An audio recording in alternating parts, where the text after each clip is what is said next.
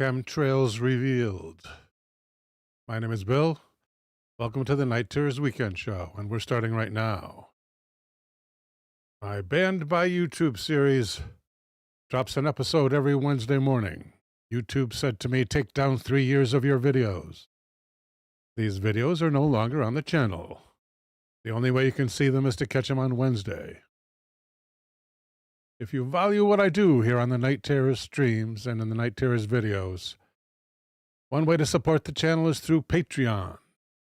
Become a patron of the show by clicking on the Patreon link in the description below. Thank you for supporting the show. Tonight's first topic is in memory of my father, Wallace. This is one of his favorite conspiracy theories. That is chemtrails. Welcome to Eldergrown and Takahama Plateau. Welcome to Gotchaman and Verpine. Verpine, thank you for subscribing with Prime. Welcome to Green Tea and Rhino Rex is here. Welcome to David Rice Jr. By the way, you too can subscribe with Prime to this channel on YouTube for free. It's part of your Prime goodies. It's part of your Prime. It's part of Prime. You can subscribe to one channel on Twitch for free, and you should make that Night Terrors.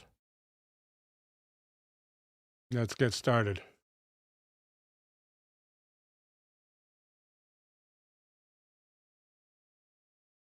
Oops, wrong channel. Here at infowars.com is a story by Aidan Salazar entitled Chemtrails. Scores report heavy spraying prior to halos being spotted around moon and sun. And Aidan begins. Welcome, Shane Riley. Oh, there's two little blurbs here. Elder, thank you for the super chat. And thank you for the sentiment, Elder. It's, what was I gonna? I had a note here I was gonna write you about tonight, but it looks like I'm not going to be doing that. So it was all about how when I got back from the service, I was 3 years in Germany, and then I used the new GI Bill. I forget the name for it right now, but it was the new GI Bill to pay for my college. And one of the courses I took was Death Ed. And I think now I'm pretty much in the anger stage, as might be described by Elizabeth Kubler-Ross, because he was not I cannot believe how poorly he was treated in the hospital. But according to Elizabeth, I got to let that go and arrive at the fifth stage, which is acceptance. Elder got his super chat to work. Thank you, Elder. Rhino Rex with a topic. Thank you, Rhino. Let's put it up here. And we'll just put it right here. And I'll arrange it over here. Repeat, thank you for the super chat. Much appreciated, sir. Shane Keisler has arrived. Shane Keisler, pardon me. Welcome, Shane. Is there an impatient... Is there an impatient death stage? Impatient. No, it's, well, let's see. There's bargaining, denial. I think one of them was depression, anger, and acceptance. I believe those are the five. I believe those are the five. Thank you, T Plateau.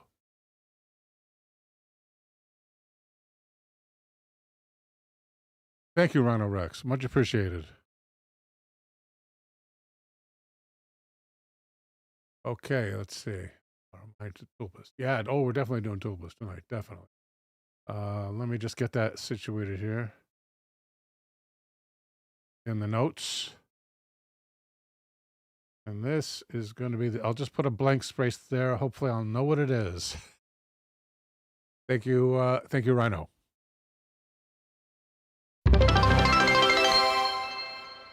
And back on topic. Almost. No, this is it. Yeah, this is it.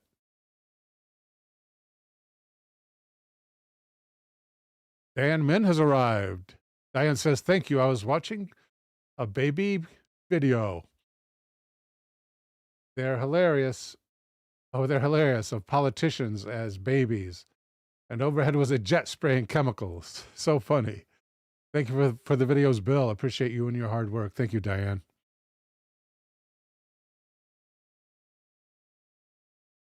Verpine with a watch streak. Thank you, Verpine.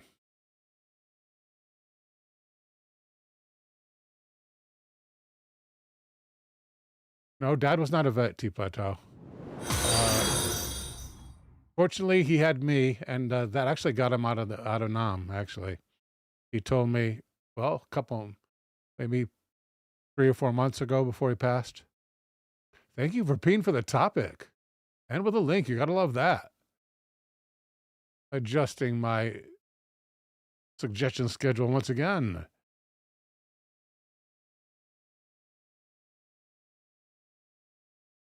And how do I do this artfully? Yes, I can do it artfully. And done. Those 2 blanks represent 2 of these, 2 URLs. Got it. Mystery Flavor says, good evening. Welcome, Mystery Flavor.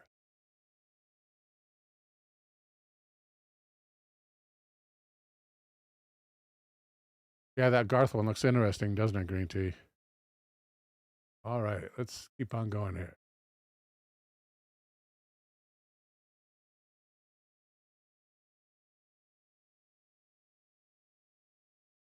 Hundreds on X over the weekend. And let me see how recent this is.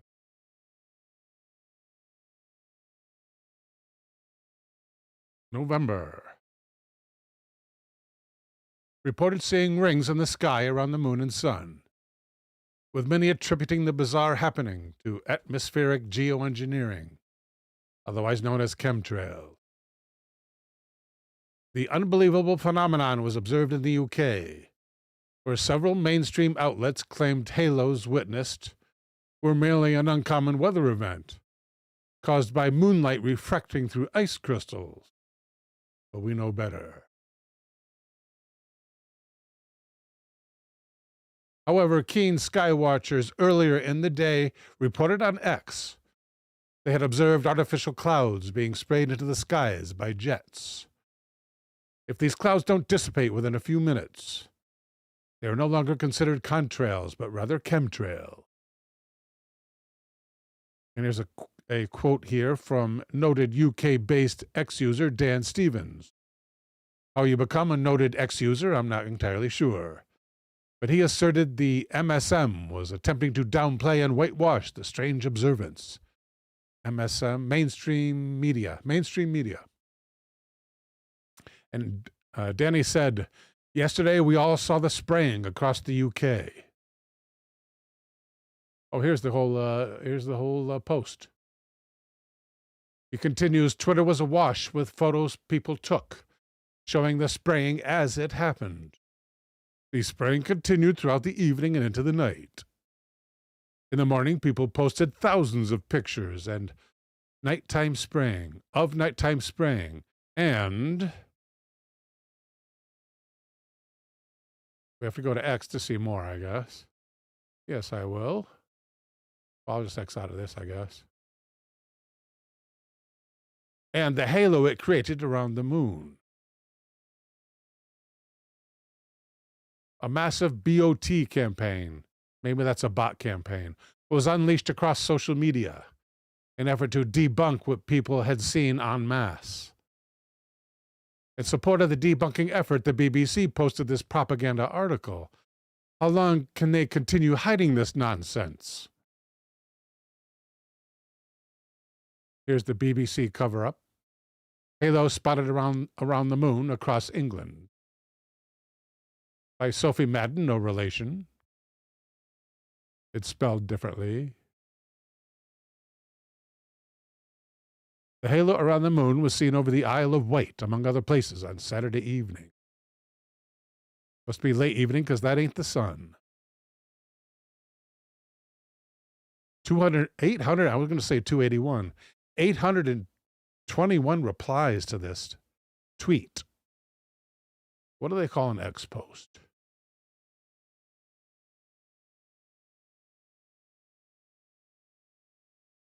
The article continues. Or it doesn't.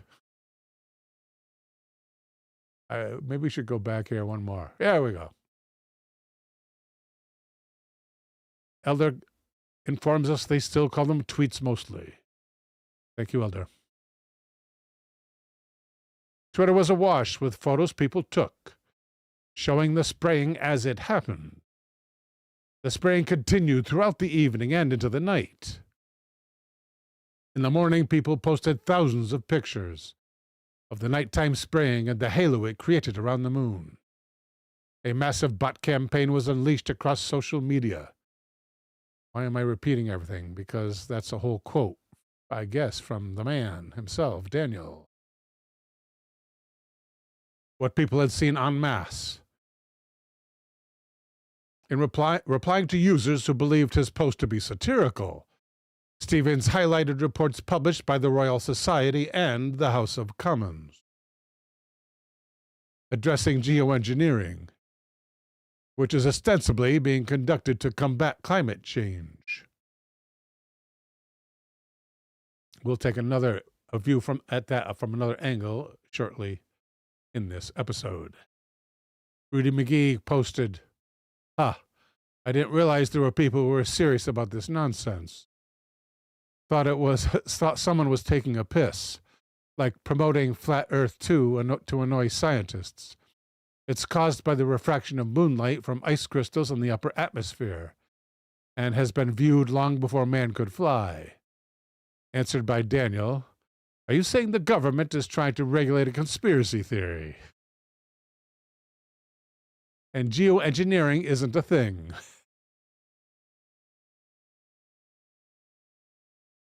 That's also from him, right? Yes, that's also from him. At the same time, posting the regulation of geoengineering from the House of Commons. Further tweet by Dan Stevens. You don't need theories. They literally tell you in these two documents. And they confirm it will be implemented through policy making using soft law and hard law. For good measure, continues the author, here's former CIA Director John Brennan admitting to the Council on Foreign Relations the program is, quote, a method of seeding the stratosphere with particles that can help reflect the sun's heat in much the same way as volcanic eruptions. Here we go again. CIA Director John O'Brennan. Chemtrails, no more a conspiracy theory. The subtitle, what would you call it? Caption. The caption being CIA Director admits plans for geoengineering, also known as chemtrails. Indeed, many people in the UK agreed with Stevens' viral post and posted their own evidence to his thread.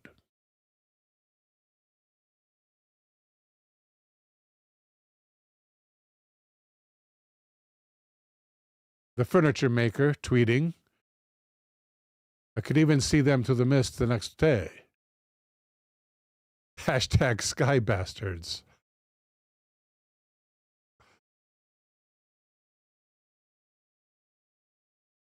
Lady Vicky responding, we get heavily sprayed at night in Farnham, Surrey. Tanya Rachel posting, West Yorkshire, Bradford tonight. Thick crap to soak in whilst we slept.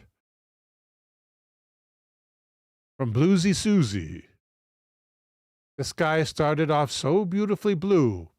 Within an hour, whitewashed was this. Yeah, that's a crime against the state. Across the U.S. from California to New Jersey, some posted before and after photos showing clear skies being polluted with white jet trails. Then the same ring phenomenon being witnessed around the sun.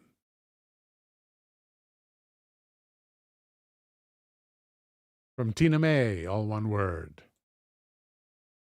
Welcome, Dinkamasi. Takahama Plateau saying, our mom and dad crows have just brought their little hatchling down to see us. Too cute. Inquiring readers want to know.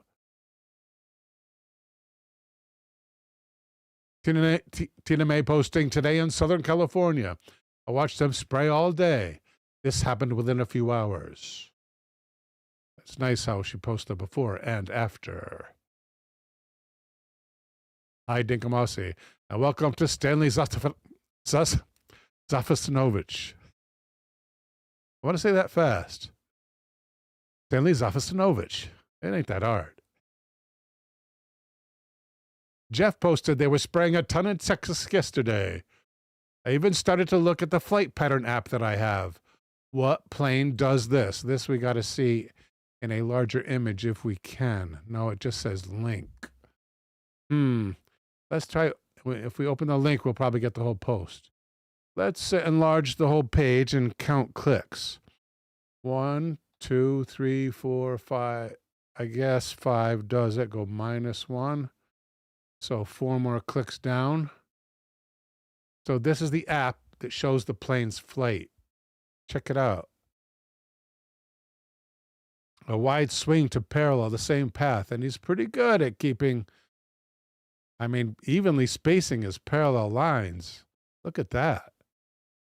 You could measure it with a ruler. It almost is a ruler. And you look at the wide swings he takes to go back on the path. Fascinating. 4 down. What plane does this? Asks Jeff. Welcome, Zerithian. Good to see you too as well. Bad Wolf is here as well. Welcome, Bad Wolf. Juju is here. Welcome, Juju. Is that how you pronounce it, Juju? I'm hoping.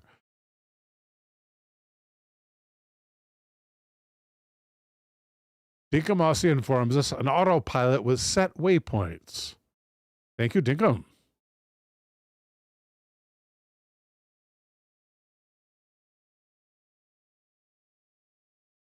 Tara Fairweather posting. This is happening in the USA as well. I have taken pictures and video over the past 2 years, showing how they are blocking out our sun and modifying our weather. There's a picture of a sundog from the other day, and a cross next to the sun. Which one is the dog and which one is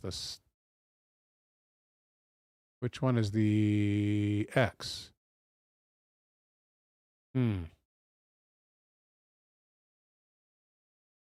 We may never know. Close. The S is not silent, but that's okay. Juice juice? Is it juice juice? Juice juice?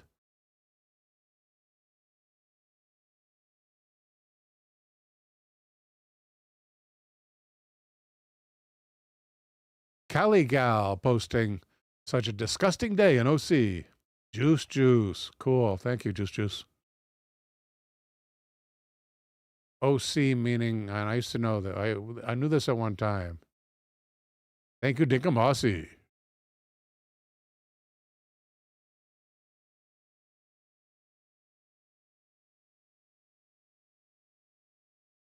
Bad Wolf says terraforming would actually benefit the Earth. He calls it xenoforming. Thank you, Bad Wolf.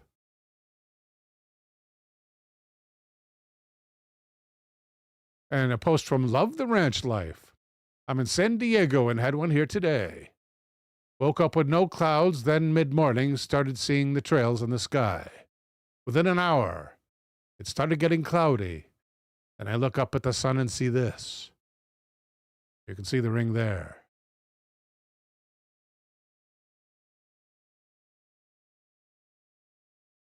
And a post from Sunshine Annie relaying that they sprayed in Arizona all day as well. Look at those. I didn't realize Arizona had palm trees. Wow.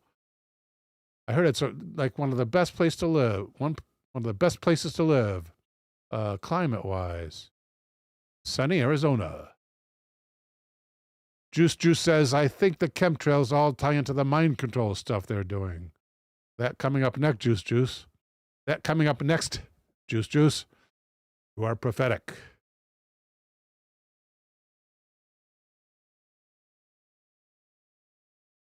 Badwell says, whatever is chemtrailing the earth is not of this realm.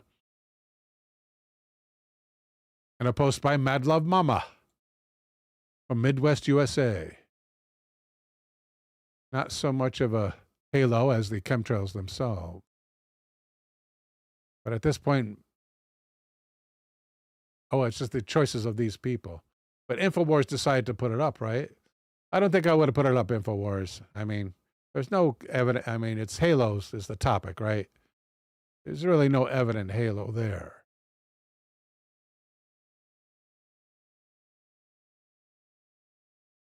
I might say this one, I might say similar to this one, in a post from CK for Christ, in which CK says, this is Virginia sky.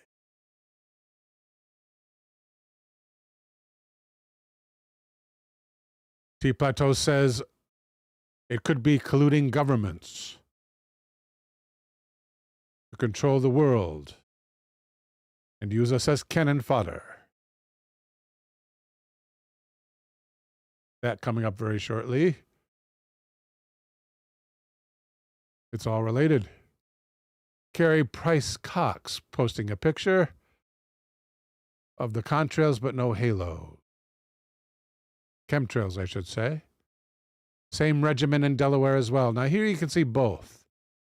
You can see actually see the chemtrails slowly forming the halo around the sun. Jerry from Jersey posts, they sprayed this day and the next. And there's 4 different halos there. Gandalf the Black says, I took this one in Indiana.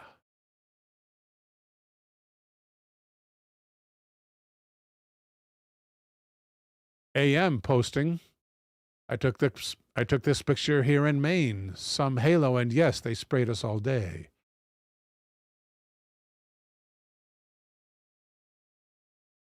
In Kentucky posts Sherry Artrip.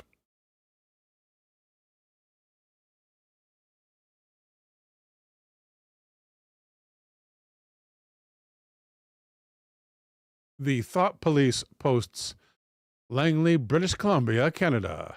Yesterday. These were everywhere all afternoon. Extremely dense fog hit around nightfall. Many reported adverse health symptoms appeared just as the spraying began, continues the author. And now we're back to tweets again. Welcome, Douglas Paxson. Jan Kahn posts, chemtrails continue over Leicestershire in England. Is that Leicestershire? Yeah, Leicestershire. And they are serious health hazards. The rise of illnesses, eyes itching, ear aches, blocked sinuses, sore throats, blurred vision, asthma and lung infections. From Jan Kahn. Next up is Chris Graham. I have a good friend by the same name. But he is not in Chesapeake Bay. Some of my examples from Chesapeake Bay area, east of D.C. These are from 4 to 8 weeks ago, and the spraying is near daily. Note how the chemtrails expand into artificial poison clouds. Everyone has respiratory problems.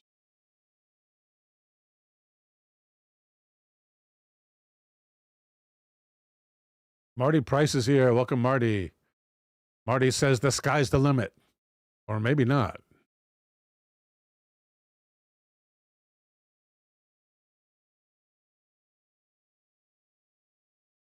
CCRU posts Orange, California. Well, that's OC, Orange, California. The OC. Bad Wolf with some off-color humor.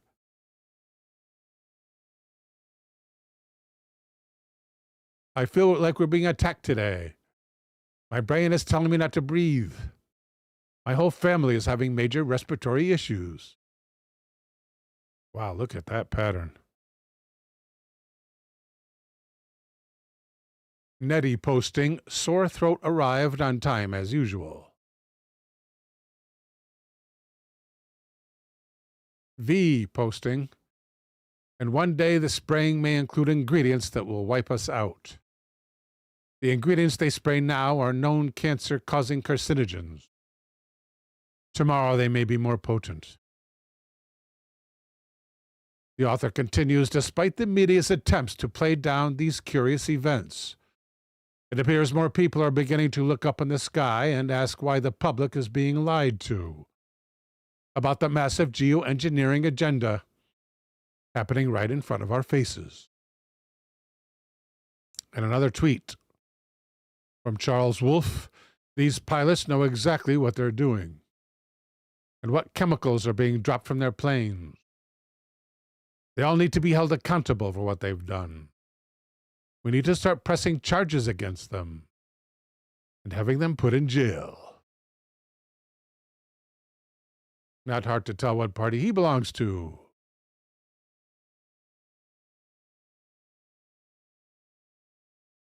Bad Wolf saying they could have easily wiped us all out before we were even born. Maybe not as easily, my friend, but certainly so. Now that next up, which I have foreshadowed 3, 4, or 5 times, is the other things the government has done to us over the years. To those who say, no, they wouldn't do this to us. Where's my past stuff? Or do I have to make this larger? Oh, I don't like when I have to do this. Let's move this out to a separate, let's move this out to a separate window. We're still going to have to do this. Welcome, Synchro 505. Michael composes all the music for the channel, the incidental music. Stanley says, Bill, check out the link I sent above. All of the weather modification is legal and well known by the U.S. government. Yes, I will. Thank you, Stanley.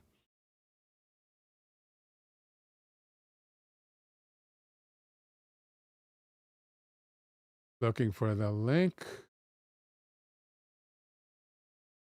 Wow, really not seeing it, bud.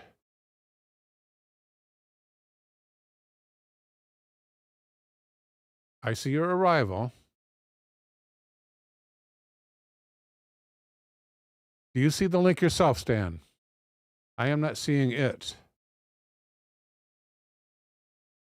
Why don't you repost and take out the put the word dot instead of the period, and then they won't see it or something, you know?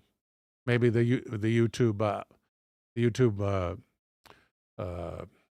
police bot won't think it's a link if you put the word dot instead of the dot in it. If you want to post that again. Hot Daddy has arrived. Welcome, Hot Daddy.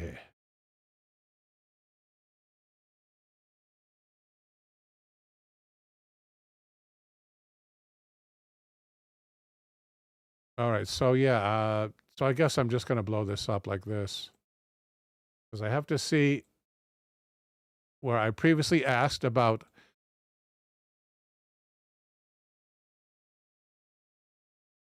I have to do this right. I am so OCD.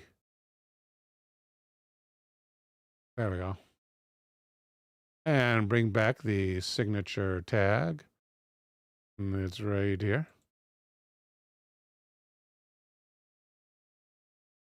Okay, so I asked AI earlier today, if you don't believe that this could happen someday or is not happening already, I asked ChatGPT to list 12 situations in which the government performs scientific tests on the public without their knowledge.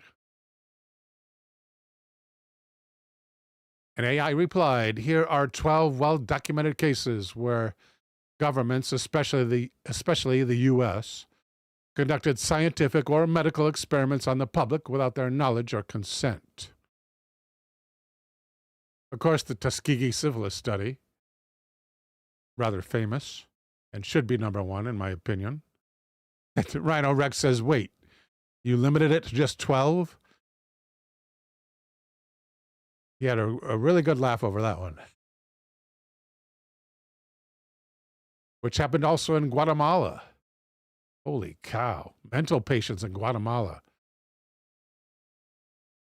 Years later, or actually within this time frame that the Tuskegee study was being carried out. Only ended in 72? My God, a 40-year insanely evil study. MK Ultra, of course. From 53 to 73, or so they say. Some say it continues. There it is. Thank you, Stanley.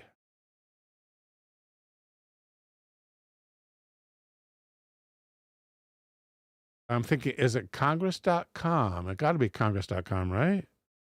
Let me copy that. We're going to see if we can turn this into a result. I think we can.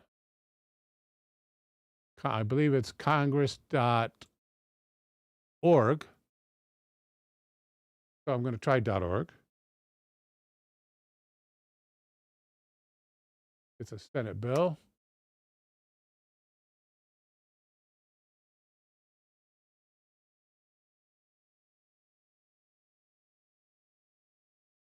Did I do the wrong address? What did I do? Org? Should have been gov, right? Let me go back one. Let me paste it again. Congress.gov. Thank you, Elder. Whoa, that's small tape. The Weather Modification Regulation Act. Now, this is interesting. Wow. Nice catch, Stanley. Sponsor, Senator Floyd Haskell of Colorado. I'm going to say Denver, Colorado. Of Colorado. In very small print. Let's count these clicks. 1, 2. Ooh, that. Did you guys see that? Did you guys just black out for a second? Because my video did. Anyone get a little video glitch there? Let me know in chat. In the 93rd Congress, which was from 1973 to 1974. Thank you, Elder, for the report. Yeah, every once in a while. Thank you, T. Olson, for the report. Thank you, Dinkum, for the report. Thank you for peeing. Must be just my some kind of fluke between my monitor here, on which I read all your marvelous chats, and my whiz-bang computer. So this could be law right now. Just a summary of the law, introduced in the Senate. Still an example of what they were doing even back in the 70s. The Weather Modification Regulation Act authorizes the Secretary of Commerce to assist any state in its regulation of weather. What? Permitting. So you got to get a permit to change the weather. Prescribes penalties for the violation of the requirements of the permit. Weather Modification Information System authorizes the Secretary to establish within the National Oceanic and Atmospheric Administration, or NOAA, a system to monitor weather conditions and to record and evaluate the modifications.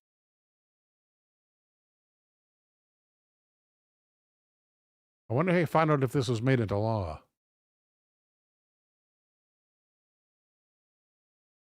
requires any citizen who supervises the modification activities in any foreign nation to submit reports to the secretary at least 10 days prior to such activity.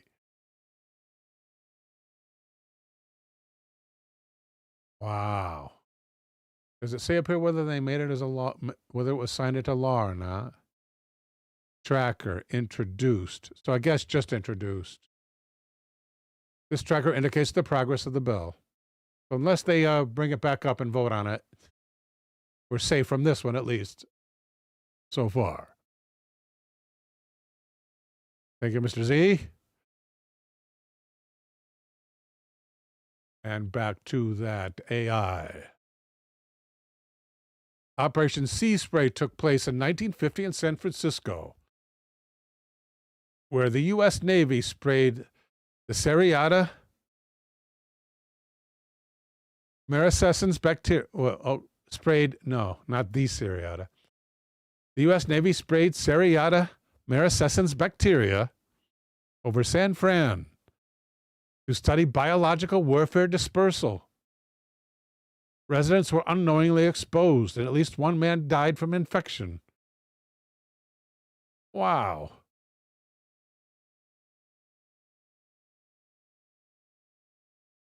Number 5, St. Louis radiological sprays through the 50s and the 60s.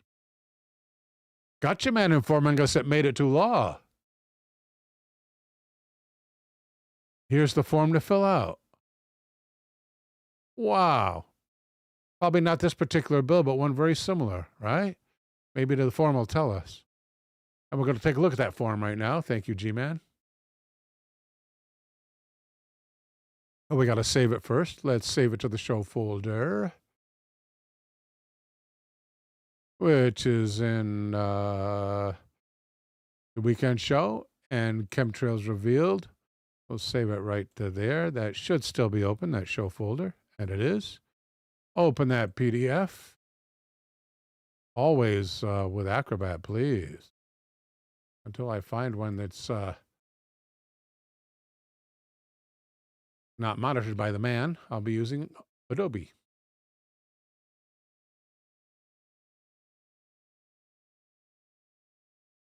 And we'll reduce that folder. No kidding. Thank you, G-Man. NOAA Form 17-4. Initial report on weather modification activities. This report is required by Public Law 92-205. 85, blah, blah, blah, blah, blah, 330B. Public Law 92-205 shall be subject upon person violating such rule to a fine of not more than $10,000 upon conviction. Juice says we are being manipulated at a worldwide level. Can't help but always feel like somehow it all keeps coming back to our Lord somehow. That's what my gut is telling me anyway. Doesn't it all? Thank you, Juice. Let's see if we can get this a little bit wider to see what's going on here. Dick Hamasi says, but there's no mention of DARPA in there. Synchro 505 says, that's definitely where they cook the stuff up.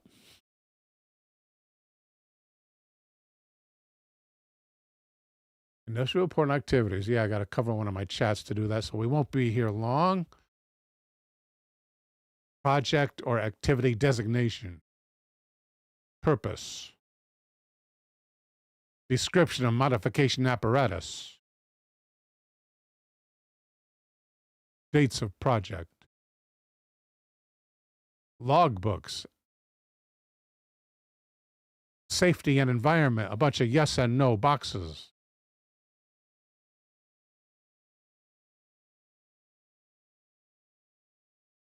That's got to be a big red flag. Big red flag.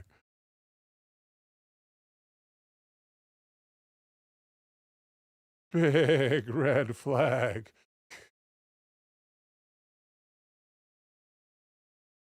Mennonites make great things has arrived with a pow. Welcome, Mennonite. Optional remarks. Required signature.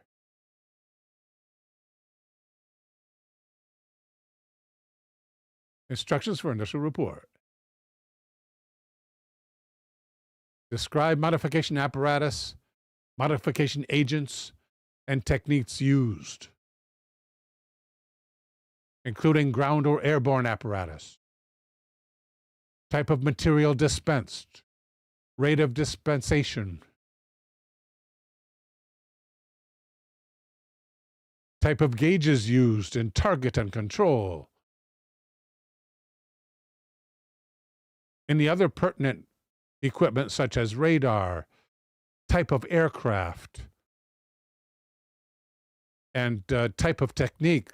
For example, cloud-based seeding at 10,000 feet. MSL, not sure what that acronym means. The Mennonite had his mother's tonight, this evening. Hello, Mom. Wow. Thank you, Stanley. Or was that Gotcha Man? I think that was Gotcha Man. Thank you, Gotcha Man. Thank you both. We will keep that in our permanent files, believe me.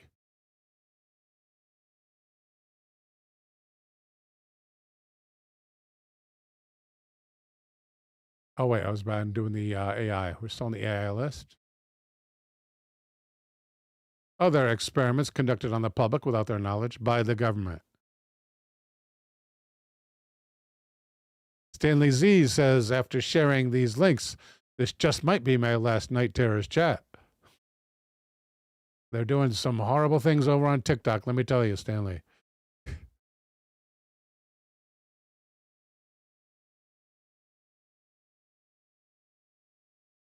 St. Louis radiological sprays, 50s to 60s. The Army sprayed zinc cadmium sulfide, sometimes mixed with radioactive particles, over St. Louis and other cities to simulate chemical biological attacks.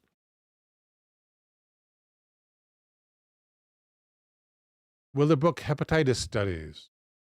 I never heard of this one. It took place in New York, my home state, and where the Night Terror studio is located.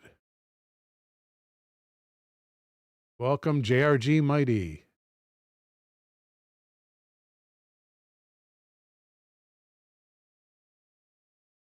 JRG Mighty says, if you see white vans, run. Sounds like sound advice. Stanley says he will run very fast.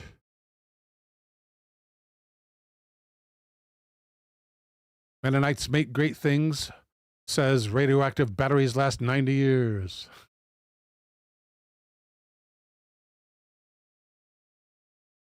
But you got to store them in the freezer. A lead freezer. At Willowbrook State School, New York. Oh my God, this is really hard for me to read. Disabled children were deliberately infected with hepatitis to study the progression of the disease. Those freaking bastards. Number 7, human radiation experiments from the 40s to the 70s. And that happened for 14 years? My God. Arseholes. Number 7, human radiation experiments from the 40s to the 70s. The U.S. Atomic Energy Commission. I think that no longer exists. Thank goodness. And others injected hospital patients with plutonium, exposed soldiers to nuclear blasts, and gave civilians radioactive oatmeal. For example, at MIT, Quaker Oats with school children. Number 8, British Porton-Down tests. Service members were exposed to nerve agents like sarin. Sarin is deadly. Often told it was for cold defense. One airman dying in a sarin test in 1953. Ronald Medicine. May God rest his soul. Number 9, the Edgewood Arsenal experiments. From 1955 to 1975. The U.S. Army tested chemical agents, including LSD, PCP, nerve agents, and tear gases on thousands of soldiers without their knowledge. Tear gas they probably told them about. Operation Waistcoat, 53 to 73, nearly 20 years, in which conscientious objectors, often Seventh-day Adventists, otherwise known as the Mormons, were deliberately infected with Q fever? Q fever. I never heard of that before. Tularemia and other passengers at Fort Detrick to test vaccines and treatment. 11. U.S. prison experiments from the 40s to the 70s. Welcome, Tina T. Tina Tomaszewski is one of the original gangsters of Night Terrors. Prisoners in places like Holmesburg Prison, Philadelphia, were subjected to dermatological tests with dioxin. That stuff that caused so many Vietnam vets so much harm. Radiation.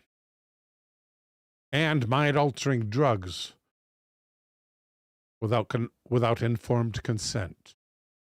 Number 12. Cold War radiation in Canada and United States schools. In the late 40s to the 50s, children in institutions in Canada and Massachusetts were secretly given radioactive tracers and food to study nutrient absorption. So not only do they do it to us, but they often do it for frivolous reasons. And in the worst cases, it borders on, what would you call it? The most evil is hardly an appropriate, a strong enough term to describe it. It's insanely evil. Just insanely evil. Green Tea says, I've heard lots of bad things go on at Fort Detrick. I didn't know that was continuing to this day. Well, I saw a TikTok recently said, I think it was another fort where the military trains here in the U.S. It wasn't Detrick, but I think it might have begun with a D. It was advising people, people that were enlisting, if you enlist, don't choose this as a pinpoint location if you're given the choice.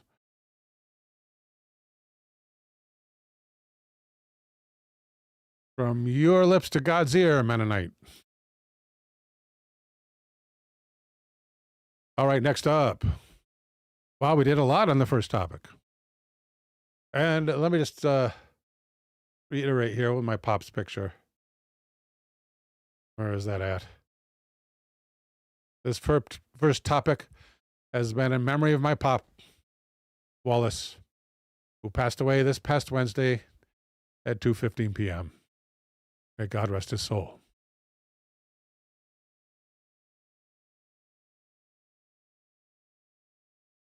All right, goodbye, Dad. I did get a chance to say goodbye to him.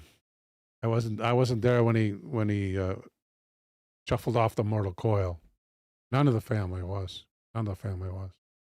Crazy these days, you know. It's like there was a time, a long time ago, when your whole family would be there when you crossed.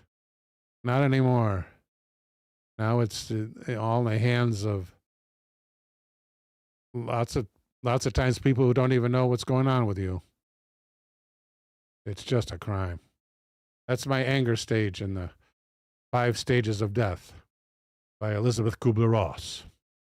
Oh, thank you, Green Tea. Oh, thank you, Tina T.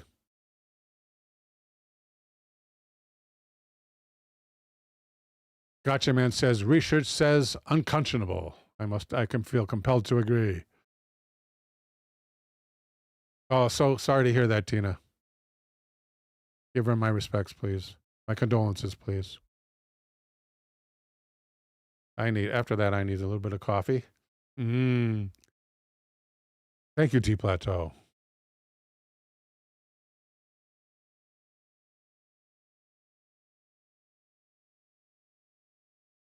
Thank you, Synchro. Thank you, Mike. Thank you, Stanley.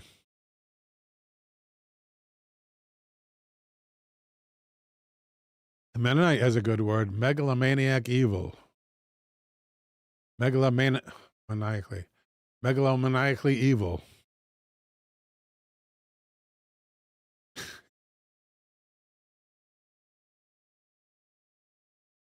T Plateau says, if I could, I'd send you some Fremantle coffee. Don't risk it.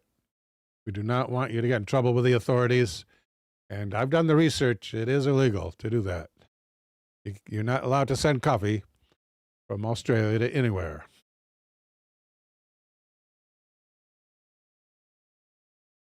One of Will's is here. Welcome, one of Will's. One of Will's says they've been spraying overtime in Australia. I believe it.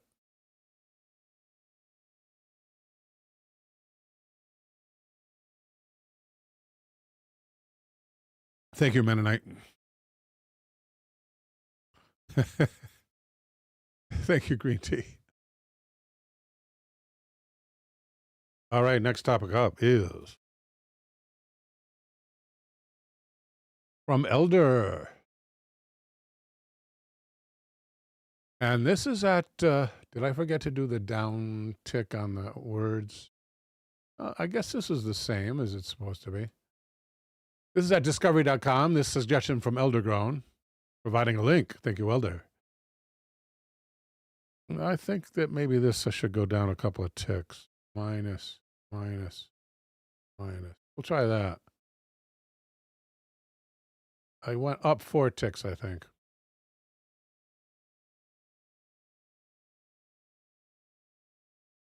And it's an article entitled Massive Stone Jars in the Highlands of Laos Are Shrouded in Mystery, written by Ashley Gabriel. And Ashley begins. A grassy plain in the highlands of Laos is speckled with something out of the ordinary. Thousands of huge ancient stone jars. Is this at, we're going to say 52 past the hour, by the way.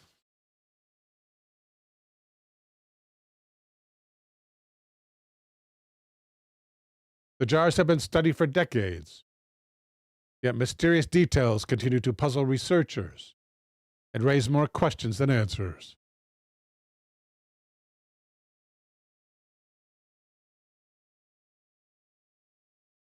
Known as the Plain of Jars, this more than 2,500-year-old collection of giant stone vessels is one of Eastern Asia's most important archaeological sites. Thousands of jars stretch across its rice paddies, hills, and forests in the Shankwang province, a war-scarred region in the northeast part of the country. Excuse me.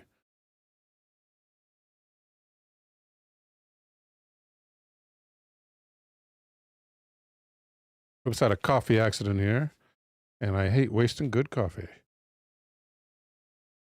Well, that's going to leave a mark. Maybe it'll be a friendly mark. Maybe I'll like it. Maybe I'll like the coffee stain on my mouse pad. That's my fault. Quick draw McGraw here. But it'll be okay. I'll never get those pages apart. We'll just flatten it out with our hand. Let they be one.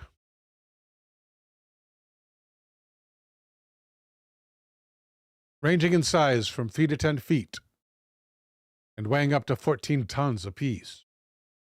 They've attracted archaeologists looking to make sense of their origin story.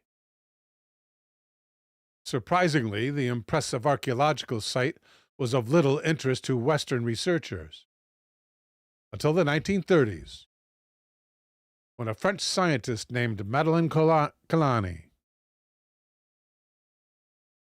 began surveying the area.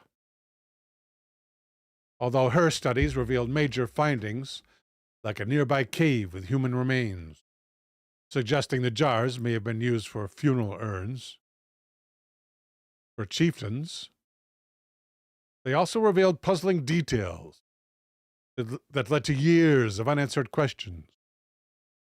For one, despite remains uncovered in the cave, very few organic materials were found inside the jars, confounding Kalani and others. That is, until recently. In 2016, a research team out of Australia conducted the first major excavation since the 1930s, providing some long-awaited insight into the purpose of the jars. The team dug near a popular tourist area and uncovered a burial site where human remains were found in 3 different ways. Number 1, in ceramic vessels. Number 2, in pits covered by limestone blocks. And number 3, buried in traditional graves. This confirms that the jars were in fact used for mortuary purposes. Boy, this is the first time I've ever heard this. What is the date of this article? This was back in 2016? Why haven't all the stories I've heard mention this?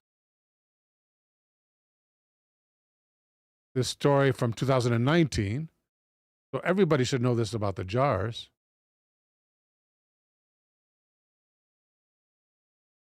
The team dug near a popular tourist area and uncovered a burial site where human remains were found in 3 different ways.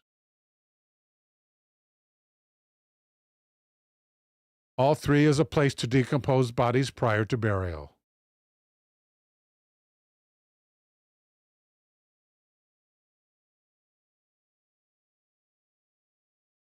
Oh, so that's the new theory.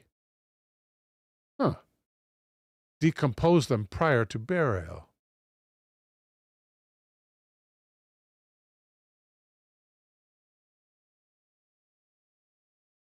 All morbidity aside, perhaps the most interesting part of the Plane of Jars' enigmatic origin story involves other sites of its kind. Research has also uncovered similar clusters of jars throughout Asia that, when connected to those in Laos, form a path all the way to northern India.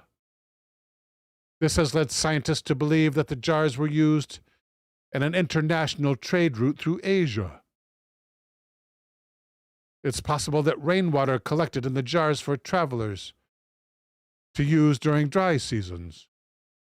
It would explain the many prayer beads found at the sites, potentially left behind as offerings. Wow, nice way stations. One reason why the Plane of Jars have been drastically under-researched for decades is connected to its location. Considered by many to be the world's most dangerous archaeological site, the grounds are home to thousands of unexploded landmines, remnants from America's secret war with Laos in the 1960s. Although officials are working to have the area designated as a UNESCO World Heritage Site, the bombs remain a major threat. Only 7 of the 85 sites are open to visitors. And if you visit, don't go outside the fence. Whatever demarcation they have there, don't go outside it. The author continues, this is definitely one off-the-beaten-path item to add to your travel bucket list. That is, if you can get past the not-so-minor detail about the landmines. One part of our training in boot camp. And what do they used to call it? Actually, AI, advanced infantry training, or something like that.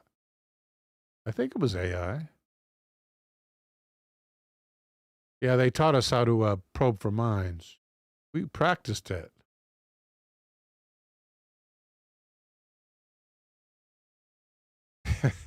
Gotcha Man says stepping outside the roped off areas is heavily enforced.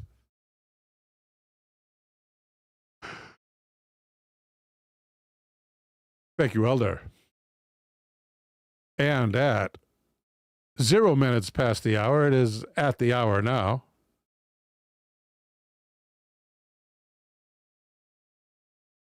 T Plateau says, you should have tried a Soviet boot camp. I wish I'd learned Russian. Instead, I chose German.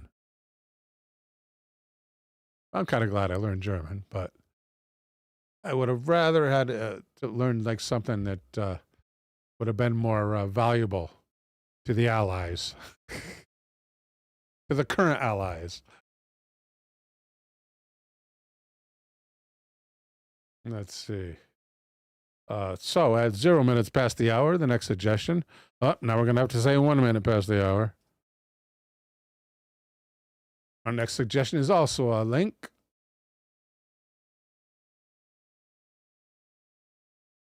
At the page Medium. By this time, I've forgotten who gave it to me, but thank you, whoever you are out there. And at one time, I did know who you were. Verpine remarks, you should see the movie Sisu. It has some interesting uses of landmines. I'm going to write that down now, then. Movie Sisu.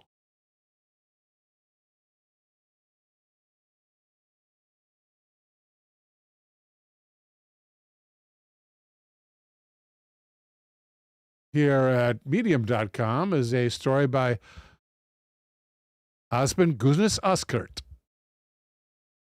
entitled The Power of the Mind, Creating Tulpas Through Meditation and Visualization. And Guznis Oskert begins.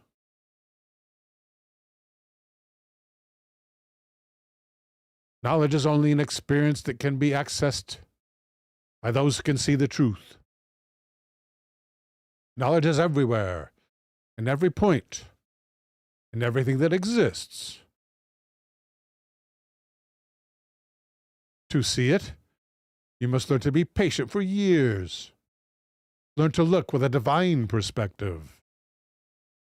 A Chinese teaching says, quote, you can learn knowledge from even 1 grain of sand, but the greatest weapon to do so is thought. End quote. What does that mean? You can learn knowledge from even a grain of sand, but the greatest weapon to do so is thought. Yeah, let's see. Let's get a better translation of this. And we're going to ask AI about this. New chat, please. How do we do that? Up here?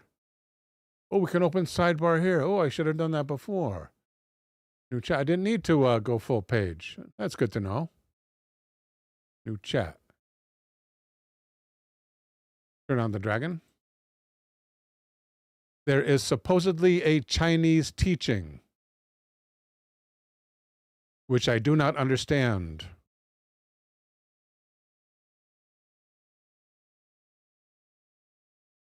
I saw it in English as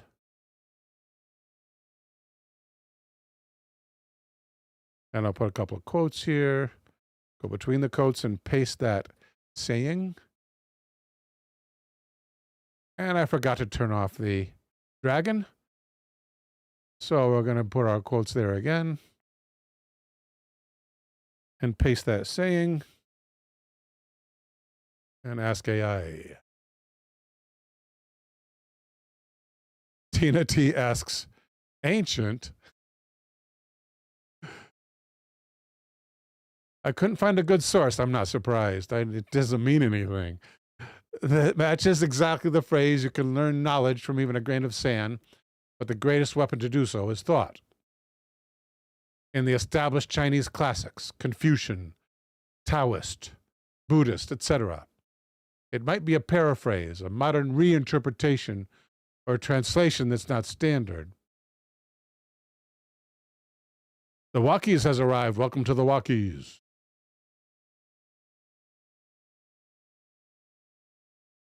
Here's what I did find that is relevant. What I found. There's no direct match. Chinese philosophy does not often emphasize that even small, mundane things can teach great truths. Or does. Does often emphasize. This is common especially in Taoist, Buddhist, and Neo-Confucian thought. So, mostly everybody. The phrase, the greatest weapon is thought, suggests an emphasis on mind, reflection, or intention. What it might mean, please. You can see deeply and learn from even the smallest thing, but the capacity to think is what makes that possible. It is more powerful than mere observation. I guess that makes sense. For one time, AI comes through. All right, back to the topic.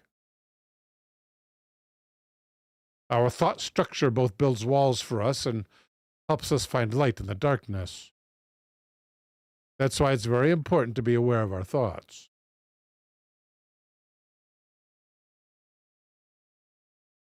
Be the first to hear stories from Osman Güneş Özkurt. What's Osman Güneş Özkurt? Osman Güneş Özkurt.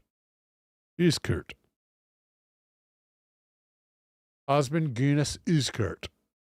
I think that was right. The Walkie says, not here to plug anything, but I've subbed to this channel for a long time and thought you'd like to know about a cutting-edge find. Oh, what is it? Nova Scotia Cable TV Eastlink, or Facebook Mysteries Coast. If you liked Oak Island, then you will like a show where stuff's actually found. Wow, sounds good.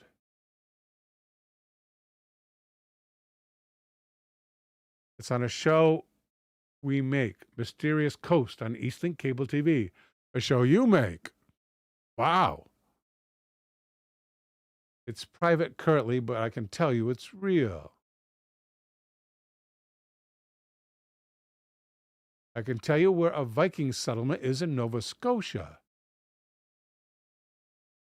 Wow.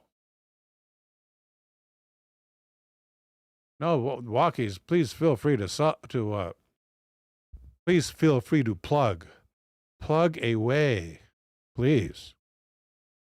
I'm also on Twitch right now. You can plug there too. Please do. I allow and encourage all plugs. Walkies says, my brother and I make the show. I prefer the background. So cool. Oh, yes, don't worry about it. Please plug away.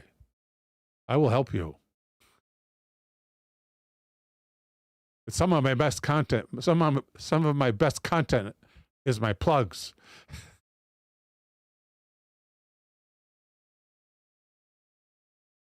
What are tulpas? A tulpa is a mental entity created through the power of thought and act, according to our own beliefs. Did you ever have an imaginary friend as a child? Modern practitioners use this term to refer to a type of intentional imaginary friend that they perceive as sensitive and relatively autonomous. In other words, an entity. The tulpa phenomenon is like walking a very fine line for the sake of mental health. So it's important you trust yourself and your mind and be in control before practicing this. Tulpas are thought forms that are believed to be created entirely from the power of the mind, through meditation and visualization. It originated in Tibetan Buddhism,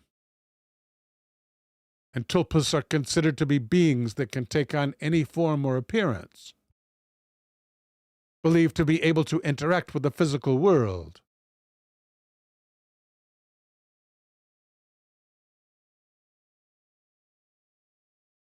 Twentieth century theosophists adapted the concepts of emanation body nirmata, tulka, sprulpa, and other things similar to the concepts of tulpa. The term thought form was used as early as 1927 in the translation of the Tibetan Book of the Dead. And a note in the English translation of the life story of Garab Dorje. John Mearden Reynolds defines a tulpa as an emanation or manifestation. According to spiritualist Alexandra David Neal, she claimed to have observed these mystical practices in Tibet in the 1900s. Those accounts I gotta see. She described the tulpas as magical creations produced by a strong concentration of thought. The tulpas as magical creations. David Neal believed that tulpas were capable of developing their own mind. Quote, when the tulpa becomes sufficiently vital to play the role of a living being, it tends to free itself from the control of its creator. This takes place almost mechanically, as a child leaving the maternal womb when it has reached full development and can live independently, while us humans have a long childhood.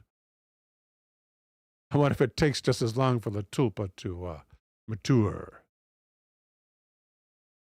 David Neal claimed to have created such a tulpa in the form of a jolly friar tuck-like monk,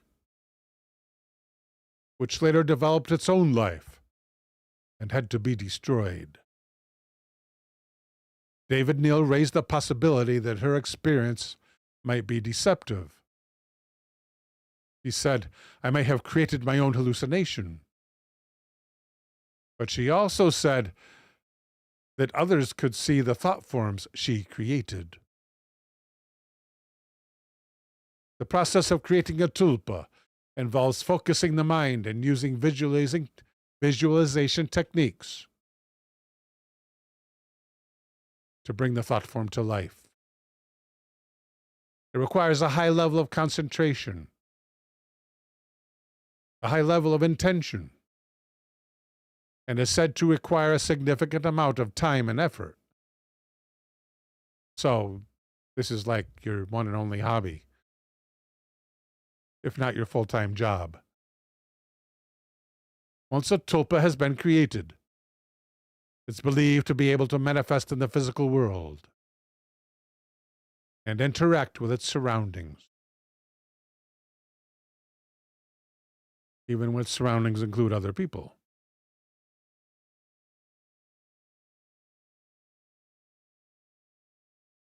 The concept of thought form. Should I show that picture? To me, it's just like generic picture. Nothing really, no really spelly. There's really no special pictures here. That's maybe average.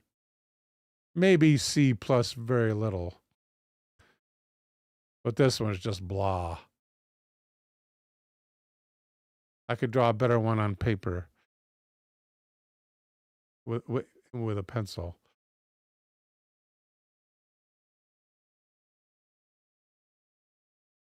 I don't draw much anymore. I have a hand problem, so I don't draw at all anymore. Where was that picture?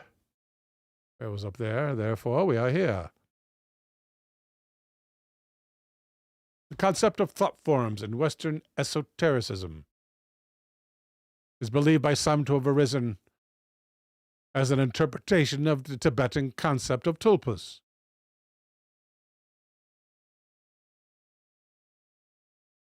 In his book Thought Forms, Theosophist Annie Besant divided thought forms into three categories: those in the form of the person creating them, those resembling objects or people, and those representing inner qualities from astral or mental planes, such as nature spirits or spirits of the deceased. In modern times, the concept of tulpas has gained popularity in the Western world through fiction.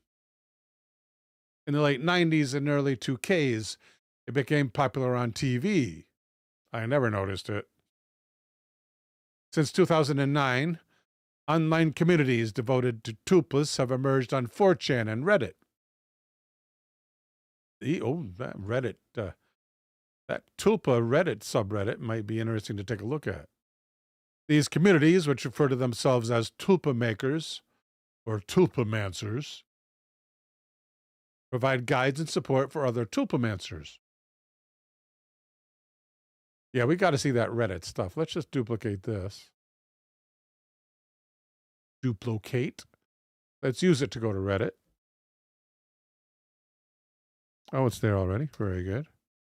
And how do we search for a subreddit? Let's say tulpas.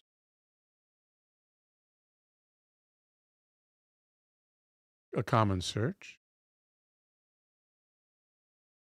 Relevance, blah, blah, blah, communities. Boy, that type is so large. That's because we went, 4 ticks up? Let's go 4 down. Where's the communities? Come on, click on communities. There are tulpas. Tulpas for skeptics. I'm kind of drawn to that one.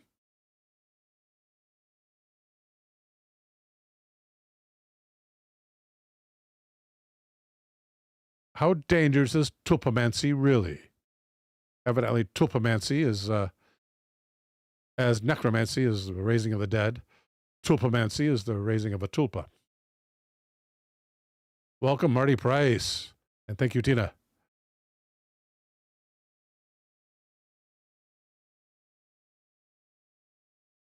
And this person has deleted either their account or their post, or it must be just their account.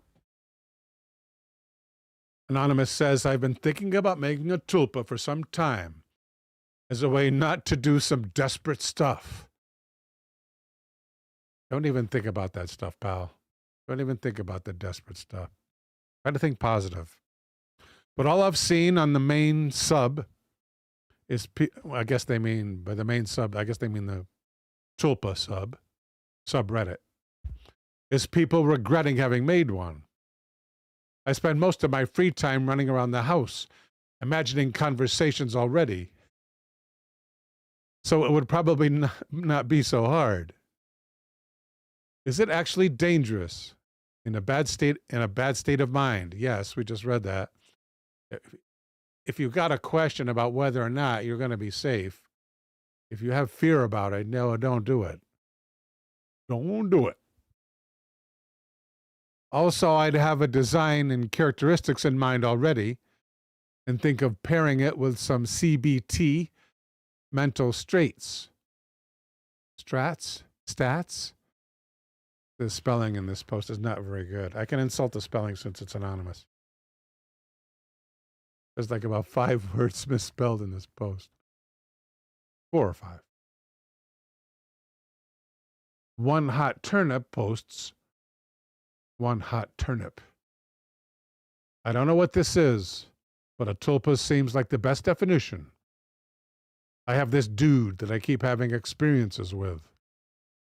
First, I met him as a character in a few recurring dreams. After that, I seem to be able to see and speak with him through my imagination. I don't know what he is. A guardian angel? A demon? Or maybe just the result of some mental issue. I have no idea. I didn't set out to create this guy. He just kept showing up in my dreams, and I decided he was interesting enough to look into more. Then he describes the guy.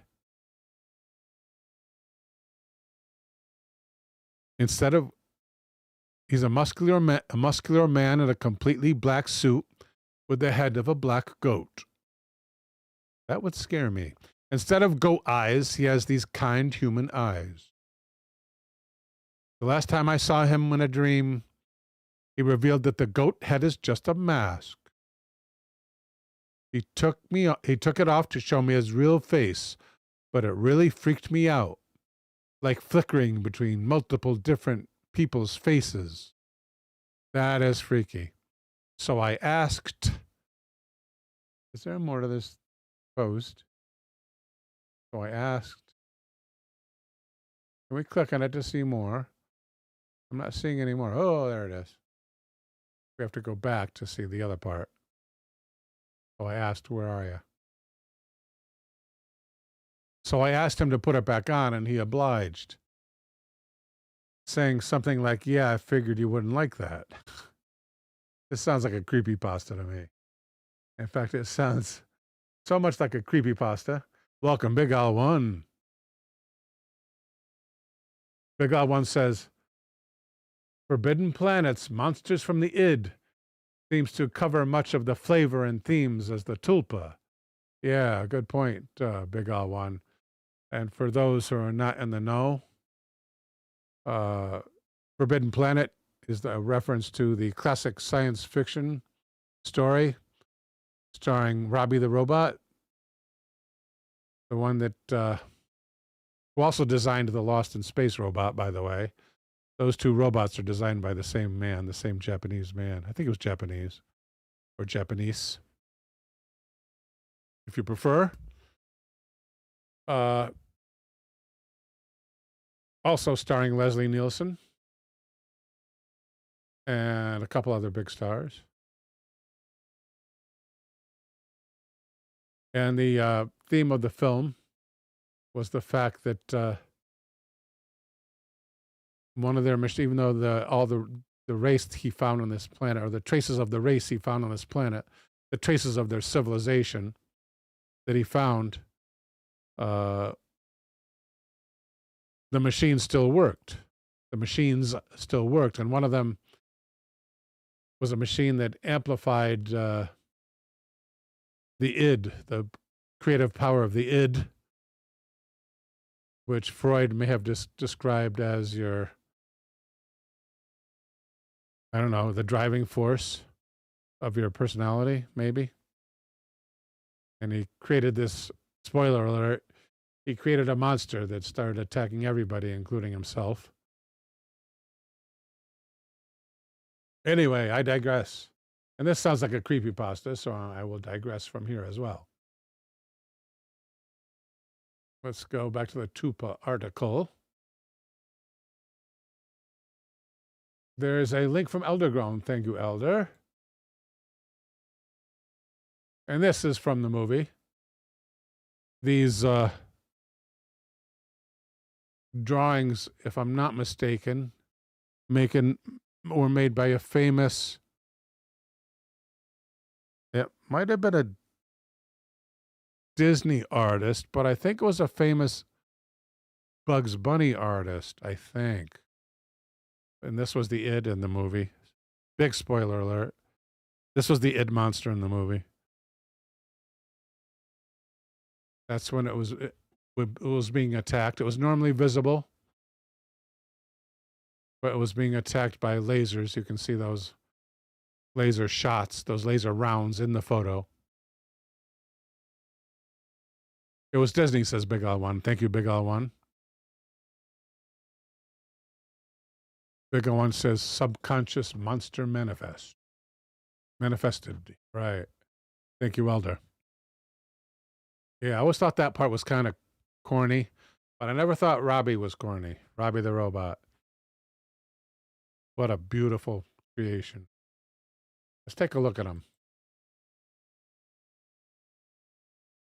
Why is there this long? Oh, here it is. Robbie the Robot. Here he is in the movie, Forbidden Planet. This is high res. It is fairly high res.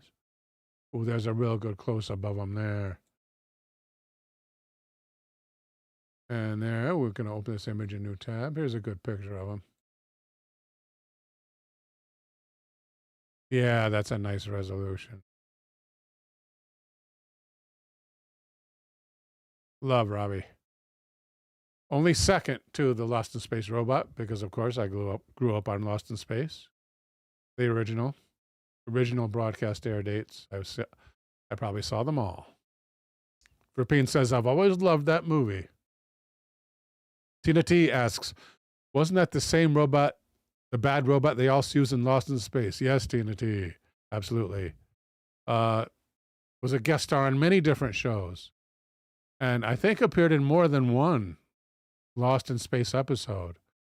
I know he was, he starred in Prisoners of Space, if that was the title of the Lost in Space episode.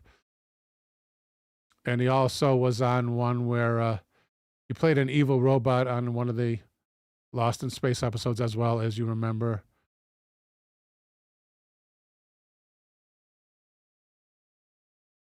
Verpine says they reused Robbie a lot, especially on television. Right. I don't go back to, and probably before my time, it was used even more. I was born in 1960. And I'm not sure what date the movie was. Dick Amasi says, I feel sorry for the guy who was sweating in that tin can. Yeah, Billy May was the name of the guy who operated who was inside the Lost in Space robot. Tina T says, I think Robbie appeared in more than one episode too. I used to love watching Lost in Space after school. I was born in 1964. Yeah, I was lucky.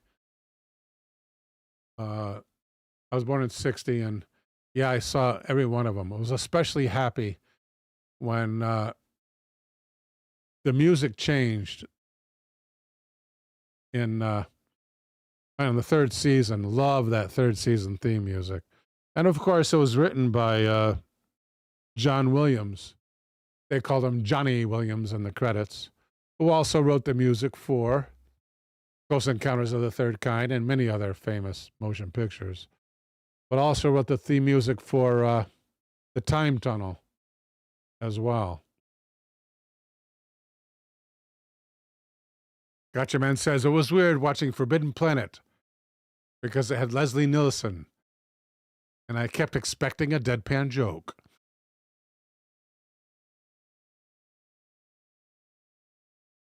Big One says, it also seemed there was a different model made that was very similar to the original one.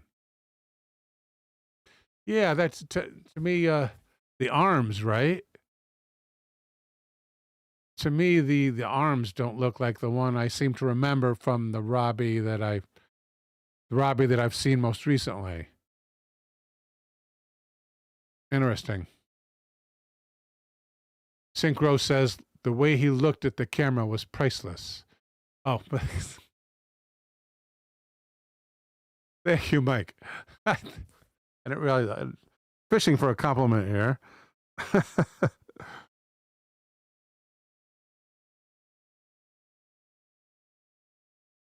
Thank you, Mike. I'm reading comments about myself. I think. I'm never sure.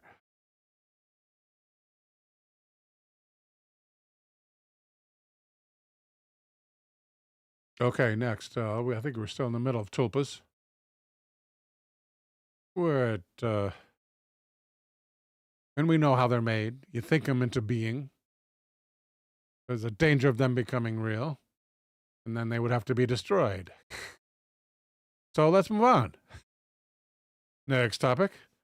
At 29 minutes past the hour. No, we took about 30 minutes on that topic. So at 29 past the hour is, let's go. Oh, it's this is from Takahama Plateau.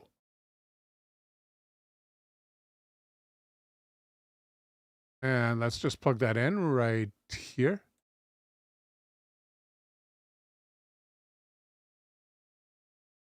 Is Garth Brooks a serial unaliver?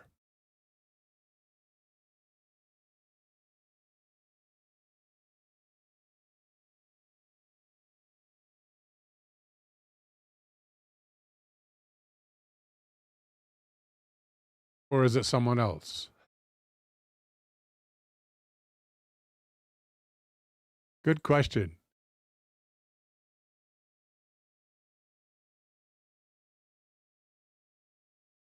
What does DuckDuckGo say? Fans think Garth Brooks is secretly a serial unaliver.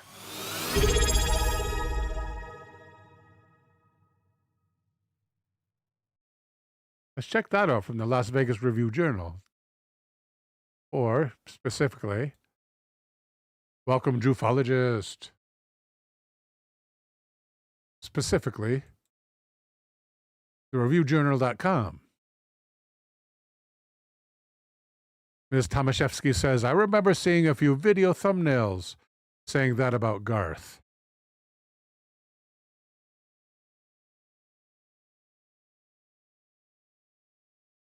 And here is an article.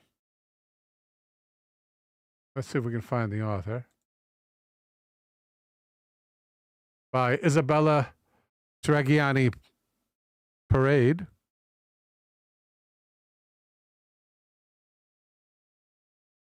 That's an interesting last name there, Ms. Parade. Entitled, Fans Think Garth Brooks is Secretly a Serial Unaliver. Wow, his fans. Well, those are some good fans. If they're still with him, right? Pardon me, folks.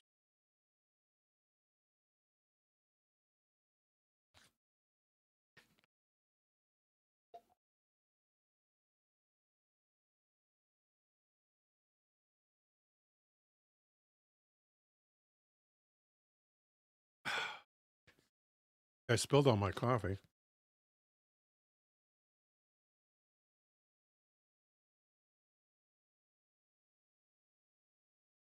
All right.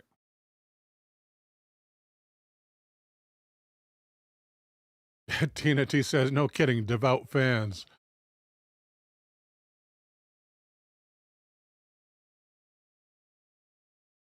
I'm going to say Isabella Taragiani Parati. The internet has convinced itself that Garth Brooks is a serial unaliver.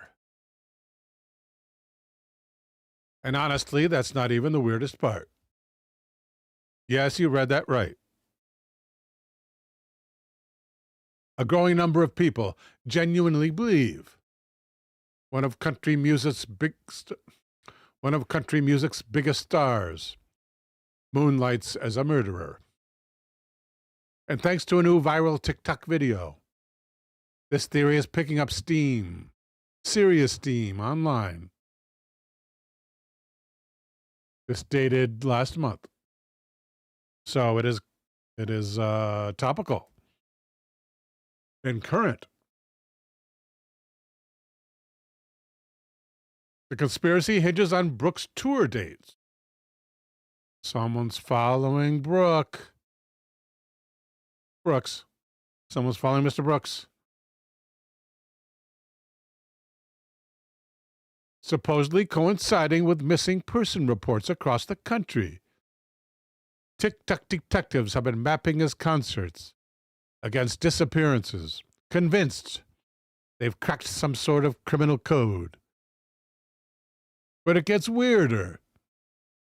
Some theorists claim his rock alter ego, Chris Gaines, is actually the killer's identity. Brooks created that character in the late 90s to explore rock music for a film. Complete with dyeing his hair and changing the look of his eyes with makeup.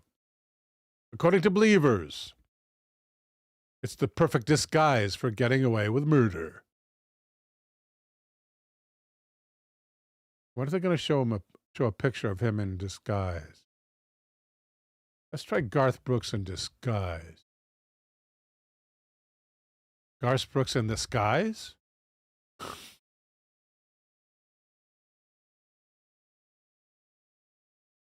Garth Brooks in disguise. Okay, yeah, right. No, I would hardly recognize him. I wouldn't recognize him as Garth Brooks, right? He gave himself hair.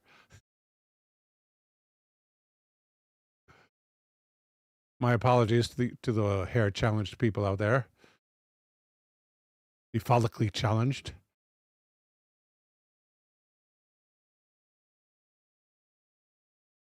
Elder Grown says, "Want to be Trent Reznor." Verpine says, "Emo is right." Somebody said emo.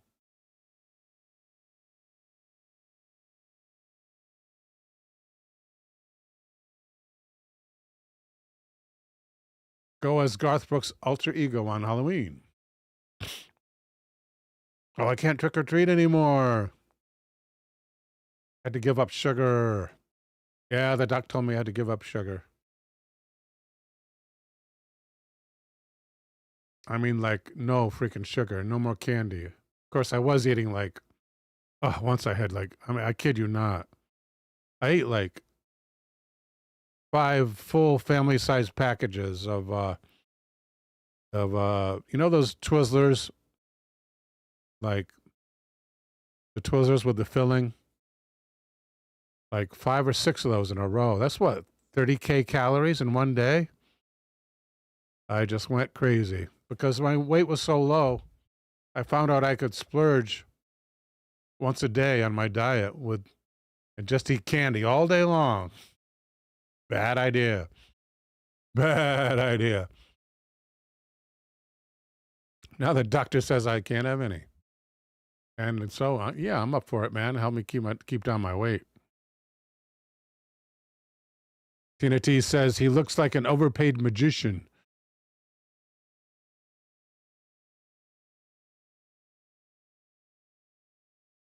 So that's what he looks like. Let's get to that story. And that's going to be right here, right? Right here.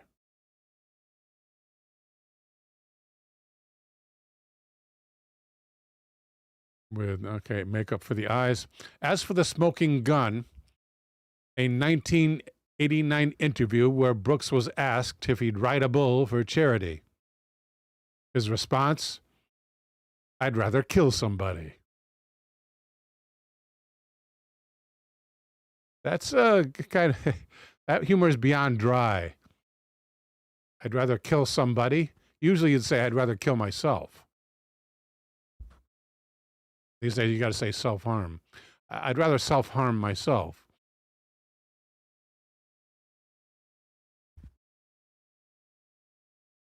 His response, I'd rather kill somebody.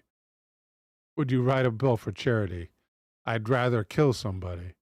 Did Garth Brooks really say that? We're going to find out now from AI.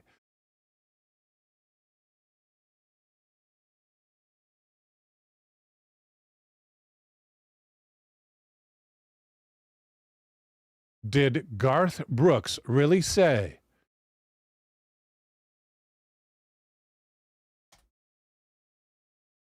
And I pasted it in there. I found references that Garth Brooks did say something along the lines of, I'd rather unalive somebody. That would be fun. In an interview context. But it's unclear if it was serious, sarcastic, taken out of context, or possibly misquoted. I'm beginning to think he is an unaliver.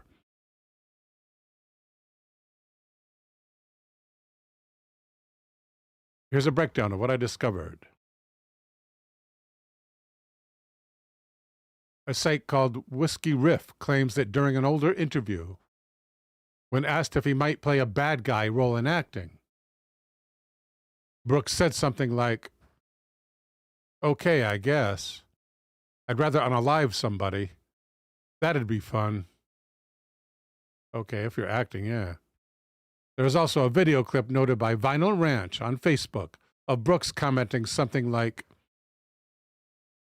"If somebody called you up I'd rather unalive somebody. That'd be fun.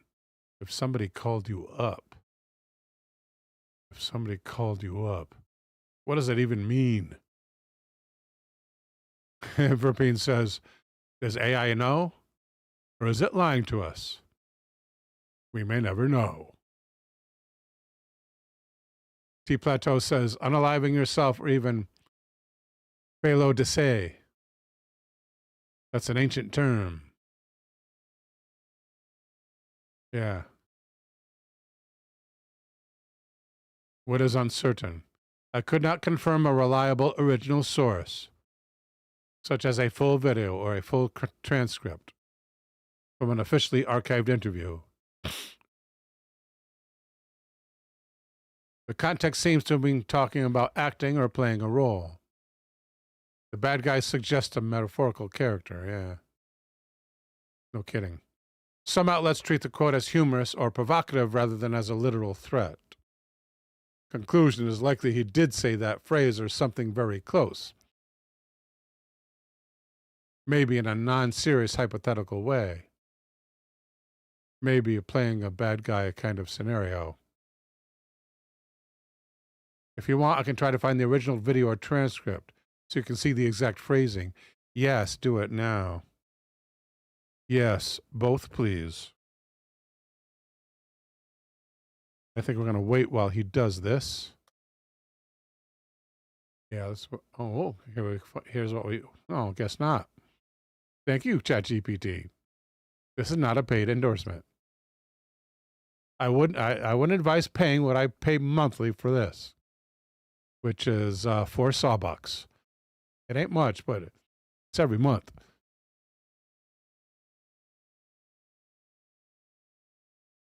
Article summarizing an interview. The site Whiskey Riff reports. Whiskey Riff. They say the interview was during a promotion around his second single, but they never give the. They never cite the source. That's bad reporting. 3D says maybe he'd also rather unalive someone than eat ice cream as well. Context is treated as a joke. No reliable transcript or full video found publicly.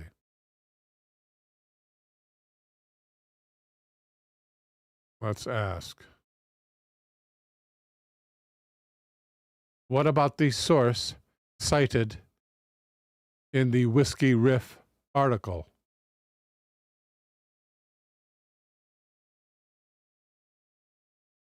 That is the name of it, right? I already forgot. The interview was on Crook and Chase, a country music interview talk show. Let's find it.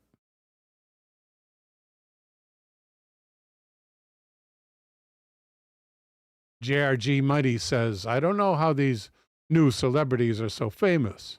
They have zero talent. Well, Garth Brooks has a little bit of talent.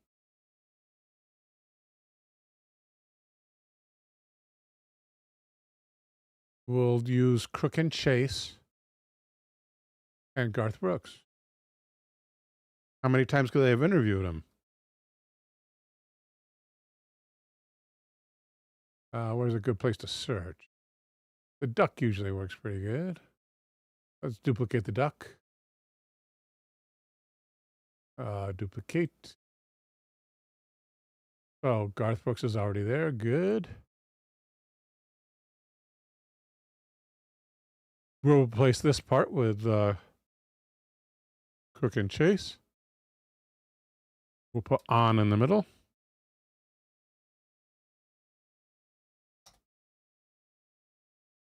This is actually going to be fair use. I usually never ever play video, but in this case, this is actually fair use. We can't play very much. Hopefully just this one line, right? Maybe the whole thing will be under fair use. Interview of Garth Brooks. The 1993 interview. That's got to be it, right? Uh-oh, I got to be careful here. First of all, I'm going to mute Desktop audio. Okay, desktop audio is muted. Then only I can hear this, but we're going to look at the transcript. Because these days, YouTube is transcripting every every video. Let's check it out. There we got the video. Oh, great quality. It's only 4:10. Huh, it's only 4 minutes 10. So let's find that transcript. It's 11 months ago, so we'll have one. It's under the more. Transcript, show transcript. And you can search in the transcript. So we'll just highlight a line. That'll bring us to the first part of the video. Control F for find. KILL.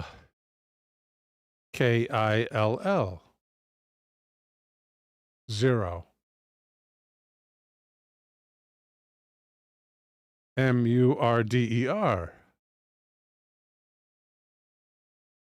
1.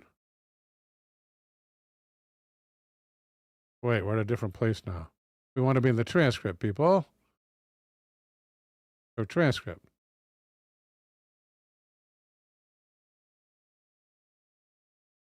Down. Number 1, evidence. We can't do that one. We have to do this one. Or one that's better than this one. There's no KILL in here, though. And it's not that long.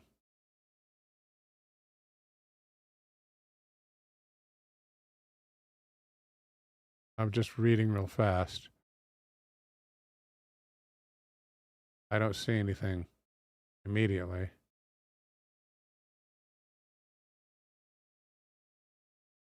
What's the name of that speed reading course? Evelyn Woods, right? The Evelyn Woods speed reading course. My sister mentioned that to me today.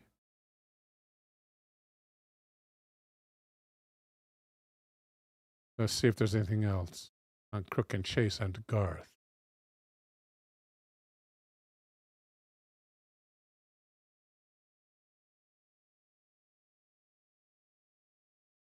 Crook and Chase episode dated 25 April 1991. Now, is that the same episode? Let's find out. I think if we go to here, we might find some information. 1993 interview was the one we saw on YouTube. Is it this episode? Is it IMDb? Let's go there.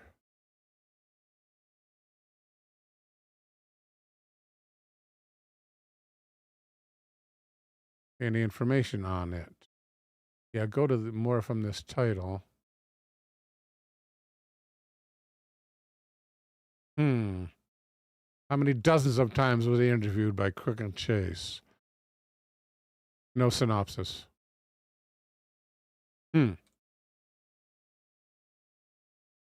Copy that date.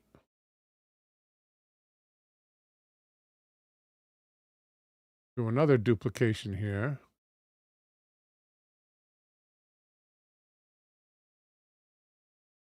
Modify the search.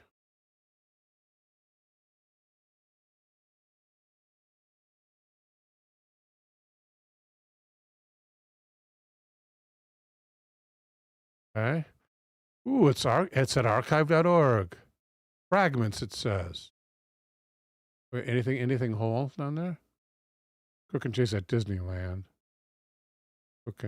Little Texas Crook and Chase number 2.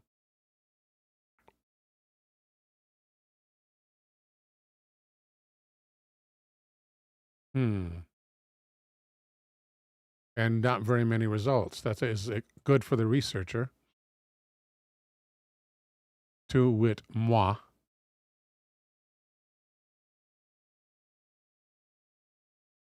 Tina says, it's right at the beginning in this video. Thank you, Tina.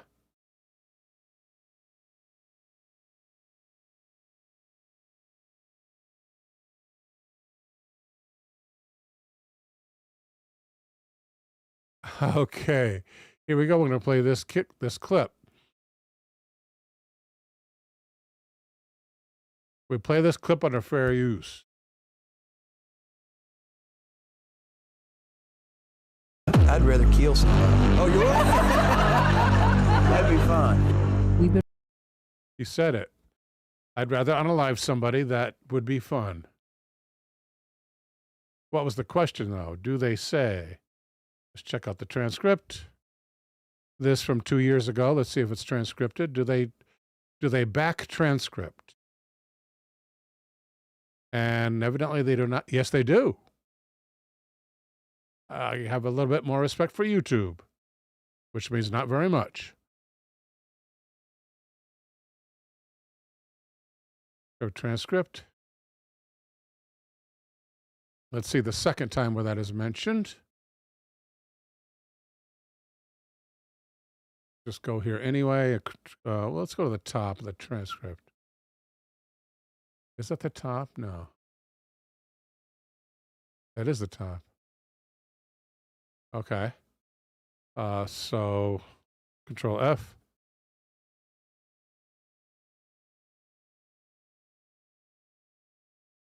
One out of two.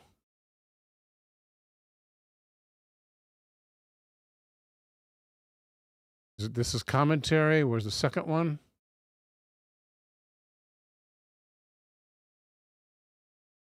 Where's the second one? Where's the first one? Oh, the second one's in the description. Okay, again, under fair use. We'll pop right here. 21 minutes long. This is at 14 minutes 20.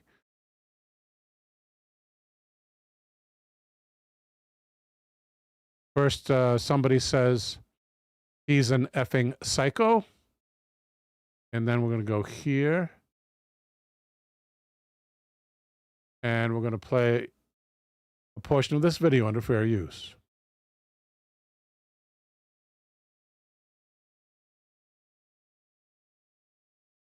Tom Segura, right? Comedian. That'd be fun. Yeah. But do you know why, Tom? Game recognized game. You knew that he was a psycho because you've got the same feelings that you don't bury. You're very open with your wanting to kill.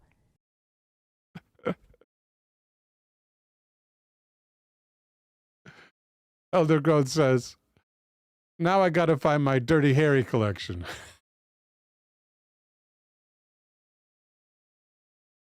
You got to ask yourself a question. What's the question? Do I feel lucky? Well, do you, punk? Okay, it's the Tina T alarm. And time to wrap up the show. Don't forget to follow Tina T on over to, where is it? Here it is. Over to Dark Sayings, where you can see Peter McCarthy. Sorry, Peter. You can see Peter McCarthy coming right up on YouTube, and it's live. So you don't have to go home now, but you do have to go. But go to Peter.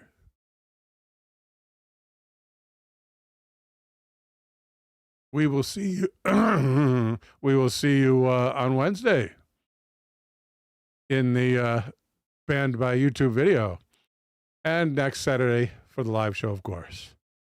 Until then, may God bless and protect us all.